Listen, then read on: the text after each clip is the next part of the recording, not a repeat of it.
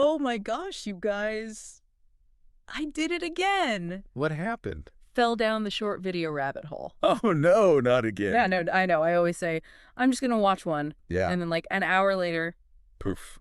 gone. Exactly. It's like time just disappears. It really does. And, you know, it's funny because that's kind of what today's deep dive is all about. Oh, yeah. We've got this really interesting story from somebody who's talking all about their experience with short videos. Yeah. And how it was impacting them, like how much they were watching, and how it was actually making them feel. Interesting. So if you're into like understanding these kind of things and how our brains work and all that, definitely make sure you like and subscribe because you're going to want to catch all of these deep dives. Oh, yeah, for sure. So this person was basically writing down their experience, almost like a diary entry, you know? Yeah. And they were just being super honest about coming home from work, plopping on the couch, and immediately grabbing their phone. Oh, yeah. Sounds familiar. Doesn't it? To a lot of us. That's like the routine, right? Exactly. For so many of us. And you know, that's part of how these short videos really get us because they're kind of designed to fit right into those little moments. Totally.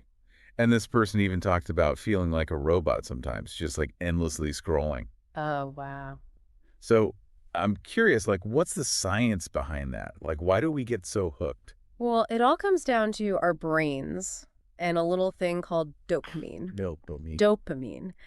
Yeah. It's basically like this chemical messenger in our brains. And whenever we do something that feels good, you know, like when you eat something delicious or you finally finish that project you've been working on, your brain is like, woohoo, here's some dopamine. This is great. Let's do that again.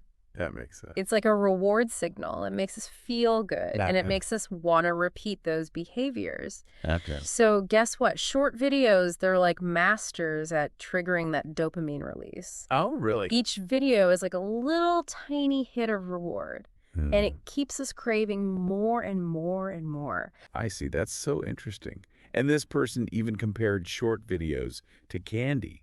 Oh, I love that analogy because it's so true. Right. It's like enjoyable in the moment, but not really good for you in the long run. Exactly.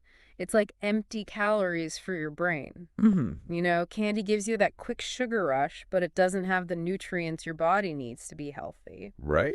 And short videos are kind of the same way. They might entertain you for a minute, but they're not really helping you learn or grow. Yeah, it's so true. And this person even mentioned that their coworkers were also struggling with this. Oh, really? Yeah. Some of them were having trouble sleeping because they were scrolling late into the night. Oh, that's not good. And others were saying that they couldn't focus on reading anymore. Oh, wow. Which I thought was really interesting because I have a friend who used to be such a bookworm. Yeah. And now they can barely get through a chapter. It's so sad. I know. It's like, what's happening? Well, that's one of the big downsides of watching too many short videos. You know, we're constantly bombarded with all this quick information and entertainment. It starts to mess with our sleep. It can actually shorten our attention spans. Wow. Our brains just get used to that super fast pace, and it makes it harder to focus on things that require more, like, sustained attention, like reading a book. Makes sense. Yeah. So what can we do about this? Well, that's the cool part. This person actually decided to take control, and they set some rules for themselves. Like what? Things like setting a timer for how long they'd watch videos, and even like moving the app to a different screen on their phone. Oh, that's smart. So it's not so easy to access. Right. It's all about being more intentional with our devices. Yeah. It's like having a budget for your money. You decide where it goes instead of just spending it mindlessly. I love that analogy. Yeah. So they're basically like budgeting their attention. Exactly. I like that. And they also started doing other things during their breaks instead of just watching videos. Like what? Like they started to talk to their coworkers more. Oh, nice. Or reading a book. Oh, that's great. Yeah, like a simple English book. Just to kind of like relax and de-stress. That's awesome. I love that they're not only breaking free from that video cycle, but they're also connecting with people and learning something new. Right. Exactly. It's like finding those fulfilling alternatives that actually nourish your mind and your relationships. Totally. And there's this one part that I thought was really interesting. What's that? They talked about trying to stay away from short videos for a whole day. Ooh, whole day. And at first they felt super anxious. Yeah. Like they were missing out on It's something. like FOMO. Right? Fear of missing out. Exactly. That's a real thing. But then after a while, they said they actually felt calmer and more focused. It's amazing how that works, right? Yeah. It's like when you break a habit that's been taking up so much of your energy. Yeah. Like think about when you cut back on sugar. Okay. At first, you might crave it like crazy, but then after a while, you start to feel so much better. Right. It's the same with our brains and technology.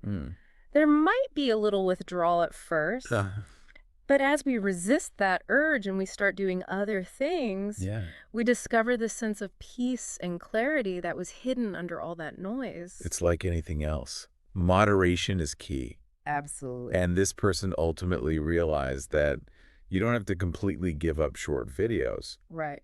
But it's all about finding that balance. Exactly. The key is awareness. Yeah. Once we start to recognize our own patterns and how the choices we make affect us, then we can actually make conscious decisions about how we spend our time and energy. So true. Yeah. Wow, this has been such a thought-provoking deep dive. It really has. I'm already thinking about how I can be more mindful with my phone. Me too. What about you guys? What strategies do you use to find that balance with technology? Let us know in the comments. Yeah, we want to hear from you. And hey, don't forget to like and subscribe for more deep dives like this one. You never know.